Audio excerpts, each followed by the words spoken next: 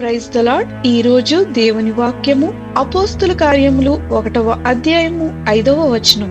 కొద్ది దినములలోగా మీరు పరిశుద్ధాత్మలో బాప్తిస్మం పొందెదరు. పరిశుద్ధాత్మ బాప్తిస్మము ప్రభువైన యేసుక్రీస్తు వారు పునరుద్ధానుడై ఇంకను పరలోకమునకు ఆరోహణము కాకమునుపు తన శిష్యులకు తండ్రి యొక్క వాగ్దానమును గుర్తు చేస్తున్నారు.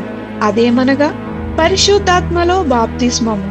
దీని ద్వారా పరిశుద్ధాత్మ యొక్క బాప్తిస్మం యొక్క ఆవశ్యకతను గుర్తు చేస్తున్నారు.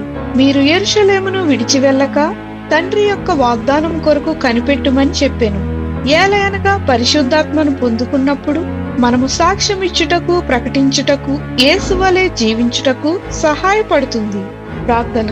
ప్రభువైన యేసు, నీ కొరకు నమ్మకమైన సాక్షులుగా మేము ఉండుటకు నీ ఆత్మాభిషేకము మాకు దయచేయమని యేసు నామమున అడుగుచున్నాం తండ్రి.